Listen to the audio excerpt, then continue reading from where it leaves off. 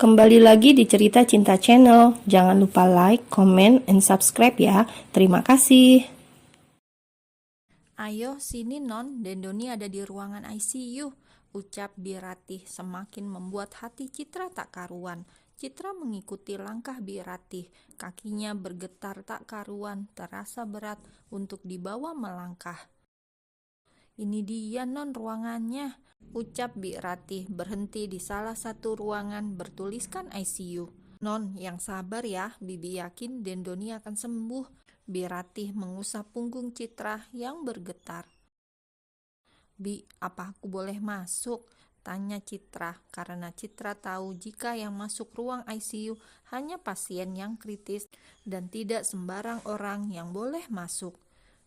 Citra panggil Ibu Aldo yang tak lain adalah Rosma. Tante di sini, tanya Citra. Iya, karena tante mau jenguk Doni. Dan kamu sendiri? Tanya Rosma. Sama tante, aku tadi pagi dapat kabar dan langsung menuju ke sini.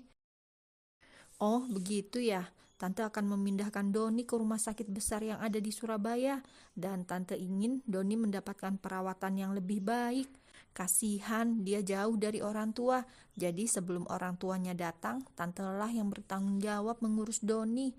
Jelas Rosma. Lalu Aldo bagaimana, Tan? Bukankah mereka berangkat bersama? Tanya Citra. Aldo menghilang, Cit, ucap Rosma sendu. Suami tante sudah mencari keberadaannya, tapi belum ada titik terang. Sampai bahkan tante belum memberitahu hal ini kepada Anita, karena Anita tengah mengandung. Jelas Rosma sambil terisak, dadanya terasa sangat sesak. Tante, lidah Citra terasa keluh hingga tak mampu melanjutkan ucapannya. Doni koma, Cit, cedera di kepalanya sangat parah. Maka dari itu, tante ingin memindahkannya ke rumah sakit di Surabaya, ucap Rosma masih terisak. Tante, mending tante pulang saja, biarkan aku yang menjaga Doni, ucap Citra berusaha tenang walau di dalam hatinya sangat sakit dan ingin rasanya ia menangis sejadi-jadinya. Tapi tidak apa-apa tante, ada aku. Tante pulang aja dan pasti Mbak Anita juga membutuhkan tante, ucap Citra menenangkan Rosma. Baiklah kalau begitu. Rosma akhirnya pun menuruti Citra karena memang benar menantunya sangat membutuhkannya. Setelah Rosma pergi, Citra memasuki ruangan ICU itu sedangkan Bi Ratih menunggu di luar. Tangis Citra pecah saat melihat Doni terbaring di atas sana dengan peralatan medis yang menempel di badannya. Kak, kamu bilang akan kembali, tapi kenapa kamu bohong? Maafin aku karena ucapanku saat itu. Sungguh, aku menyesalinya. Kak, aku mohon cepatlah sadar, jangan tinggalkan aku sendiri. Citra meraih tangan Doni kemudian menciuminya berulang kali. Tangisan Citra terdengar sangat memilukan, hanya ada penyesalan yang dirasakan Citra saat ini. Tapi menyesal juga tidak berguna karena semua sudah terjadi. Kak, aku mohon cepatlah sadar, apa kau tidak merindukannya? Anak kita, Kak. Citra menempelkan tangan Doni ke perutnya. Kak, ayo bangun, kenapa kamu diam saja, hah? Citra merasa putus asa karena Doni tak meresponnya sama sekali. Sungguh sangat menyesakan di dada. Citra bahkan tidak sanggup untuk berlama di ruangan itu. Citra keluar dari ruangan itu dengan berlinang air mata. Non, Bi Ratih dengan sigap memapah majikannya itu menuju kursi panjang yang ada di depan ruangan itu. Citra memeluk Bi Ratih dengan erat dan menumpahkan tangisannya di pelukan Bi Ratih. Non, yang sabar dan tabah, Dendoni adalah orang yang sangat kuat, ucap Bi Ratih tak henti memberikan kata-kata semangat sambil mengelus kepala Citra dengan lembut. Bi, aku bahkan tidak sanggup melihatnya seperti itu, Citra terisak. Dengan hati yang sakit, jiwa yang sedih, dan kepala tertunduk, Aku meminta maaf kepadamu tanpa syarat, sayang. Aku benar-benar minta maaf. Aku cinta kamu. Cepat sadar dan kembalilah padaku, ucap Citra dalam hati. Ia tak mampu mengucapkan kalimat itu. Lidahnya terasa keluh. Doni sudah dipindahkan ke rumah sakit terbaik yang ada di Surabaya. Sudah 1 minggu pula Doni dipindahkan, tapi keadaannya masih belum ada kemajuan. Kedua orang tua Doni pun sudah datang dari negeri jiran. Semenjak kedatangan kedua orang tua Doni, Citra tidak menampakkan diri. Hanya saat tertentu saja ia akan menjenguk Doni. "Bi, ayo ke rumah sakit. Doni sudah sadar, Bi." Citra sangat bahagia saat mendengar Doni sudah sadar dari komanya. "Iya, Non, sebentar," ucap Bi Ratih sambil mengelap tangannya yang basah karena baru selesai cuci piring. "Ih, Bibi lama." Citra sudah tidak sabar. "Iya, maaf," ucap Bi Ratih. Lalu Citra dan Bi Ratih segera berangkat bersama ke rumah sakit. Pas sampai di tengah jalan, Citra menyuruh supir untuk berhenti di supermarket untuk membeli buah untuk Doni. Setelah mendapatkan sekeranjang buah-buahan, barulah Citra melanjutkan perjalanannya menuju rumah sakit. Saat sudah tiba di rumah sakit, ternyata Doni sudah dipindahkan ke ruang rawat VVIP. Dengan cepat, Citra menuju ruangan Doni. Saat akan memasuki ruang rawat Doni, ia melihat ada 2 pasangan paruh baya yang sedang berbicara. "Maafkan aku, Tom, karena tidak bisa menjaga Doni," ucap Sanjaya penuh sesal pada papa Doni. "Sudahlah, tidak apa-apa, ini sudah takdir, dan juga Doni sudah sadar dan berangsur pulih," ucap Tommy menepuk punggung Sanjaya pelan. "Iya, Jai," Mama Doni menimpali. "Tapi mohon maaf, setelah ini aku harus membawa Doni kembali," ucap Tommy hati-hati. "Aku tidak mau, Dad." Doni yang dari tadi pura-pura tidur akhirnya angkat bicara. Doni tidak ingin berpisah dengan Citra. Ia harus memikirkan cara untuk tetap di sini. "Sudah waktunya, San." Doni tahu arah pembicaraan sang ayah. "Mom," rengeknya pada sang mama. "Aku tidak mau, aku lebih senang berada di sini, Mam. Tolong kasih tahu Dedi." Lalu memeluk sang mama.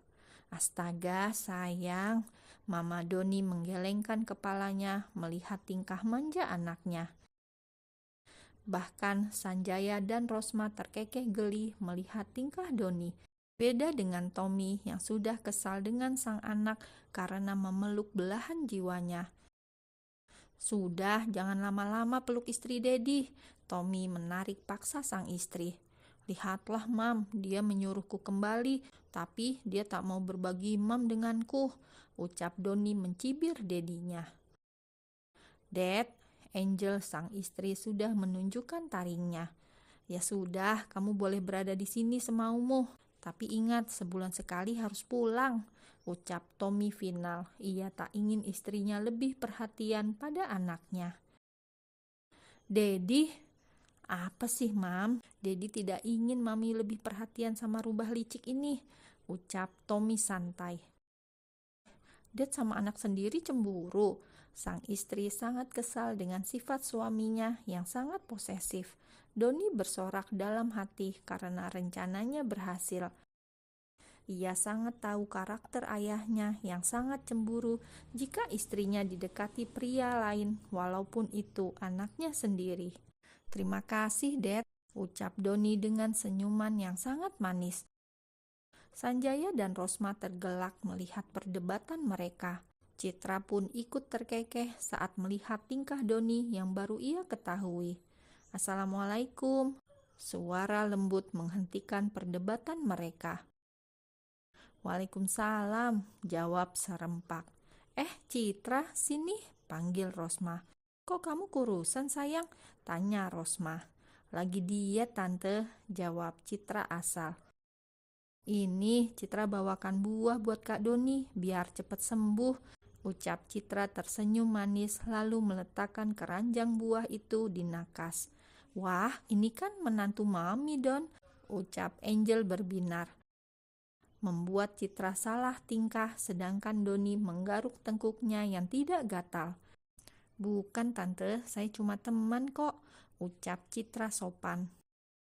Iya juga nggak apa-apa, jawab Angel sedikit kecewa. Mam, tekan Doni karena melihat Citra merasa tidak nyaman.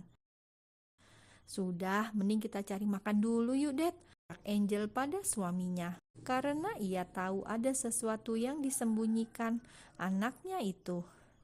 Ah iya, kami juga harus kembali ke ruangan Aldo dan Anita, ya kan Mah? Dan diangguki Rosma.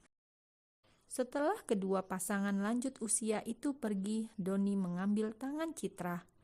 Apa dia baik-baik saja? Tanya Doni berwajah sendu lalu mencium tangan Citra lembut. Iya, jawab Citra singkat lalu menarik tangannya. Maafkan aku, Cit, maaf, ucap Doni penuh sesal.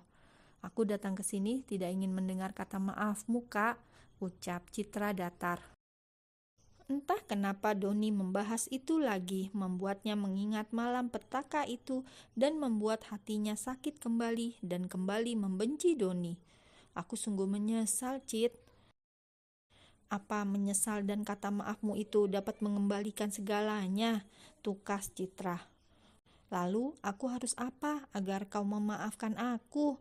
Tanya Doni. Hebat, Citra hebat dalam sekejap memporak-porandakan hati seorang Doni yang berlabel Casanova. Pergi menjauh dariku, ucap Citra dingin, bahkan ia enggan memandang wajah Doni.